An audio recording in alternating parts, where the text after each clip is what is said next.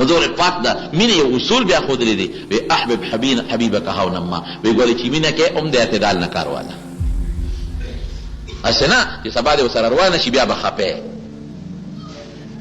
د اعتدال سره مینه کوه بعضې خلک وي چې په یار دوست دومره پیسه لګوي ځمکه هم خرڅوي جایداد هم خرڅوي پلار هم خفه کي مور هم خفه کي رور هم خفه کي زوی هم خفه کي او په یار باندې دا خرچې او خرچې او خرچې سبا ته هغه یار خفه شي بیا ګوتې به وروړي خو ما څه کړي دی او دېس ما سره څه کړي داسې مه کوه اعتدال سره کار کوه هاونما او که چا سره بغض کوي چا سره دې روانه ده نو ابغض بغیضک بغضا ما هم اعتدال سره بغض کوه هسې نه چې سبا دې ورسره روغه شي بیا به سترګې نشي لګولی مینه هم د اعتدال روان هم د اعتدال نو حضور پاک دا مینه ساتلی او دا مینه بیا صحابه یو بل سره ساتلی ده صحابه کرامو چې بیا دغه مثال بیا صحابه کرامو وروسته پرېښی دی دومره محبت او دومره مینه یو بل له ورکړې ده اوس به څوک داسې وکړي چې د یو کس واده او کور یې نه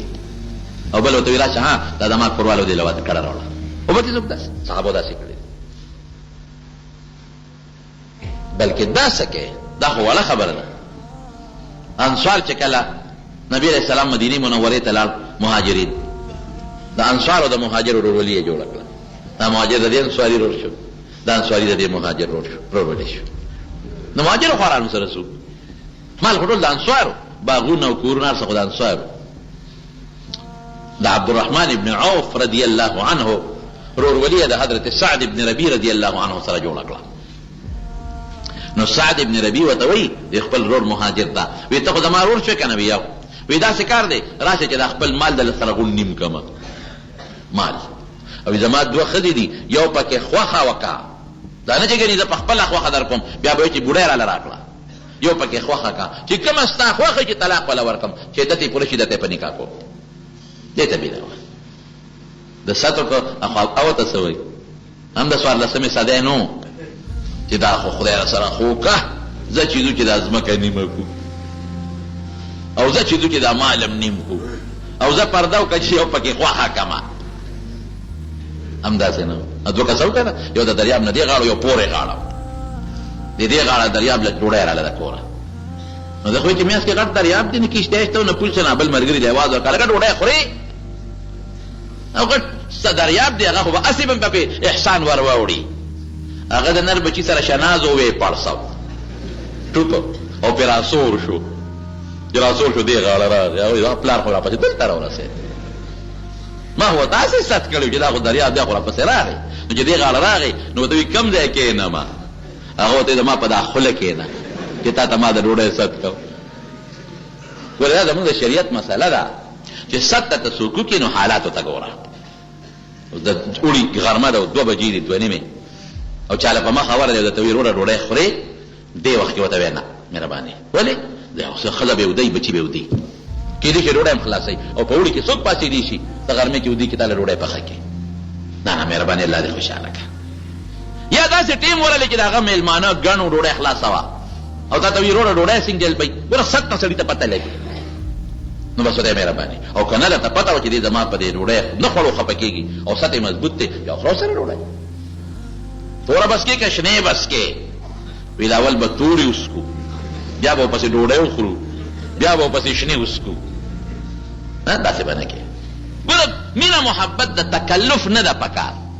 بې تکلفه ژوند زما مزاج کې تکلف دی نشته یو ځای ته ورشم دوستان مې ډوډۍ ته مېړه کېږي ښه په نری ته خورم نه کېږي ویم نه خورم خیر خلاص دا د شریعت اصول دی حضور پاک مبارک له به چا دعوت ورکړو چیلې به ورته حلال که چیلې په مینه به یې خوړه په محبت به یې خوړه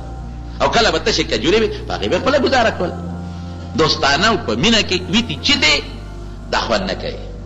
تکلف خوند نه کوي بې تکلفه ژوند خوند کوي دا د حضور پاک او صحابو طریقه نو هغه ورته وې نو ما که دې زمانې کس وې که نه زه چې دا باغ دې نیمه وه او ښځه پکې خوښومه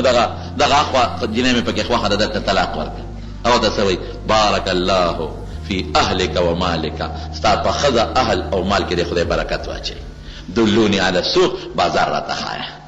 د تاجر یم ما د چل د دې تجارت بازار ښایه ګوره چې دم هغه اخلاص وکړو دم اخلاص وکړو بازار ته لاړ چې څو ورځې تجارت یې وکړو بلا مال یې وګټو بل چې په لار روان دی نو د واده څه نښې نښانې وې پې انسان باندې د واده نښې نښانې وي، د واده نښې نښانې وي. نبی علیہ السلام ورته وکتل، پوه کړ عبدالرحمن ما هي دا څه دي؟ خو پوه شو که نه چې دا خو د واده زر ورق دی، د واده نښې دي. ویل الله رسوله واده مې کړی دی. وی چا کې دې ښځه کړې ده؟ وی انصارو کې.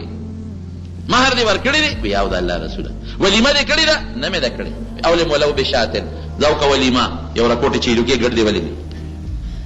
د صحابو ژوند عجیبه و. دا د خادي کوي د دواړو جهانو مبارک سردار ته نه دی خبر. بے تکلف ژوند. د مارونو خبر مې دې پورې کوله چې نبی کریم صلی الله علیه وسلم زموږ د معاشرې ته د مینې اصول ښوولي دي چې مسلمان د مسلمان سره مینه کوي،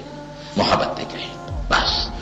ما تاسو ته وی چې ډېر کله د سړی په صحت روغي، کور کې بیماری نه، ډېر کله د سړی مال وي،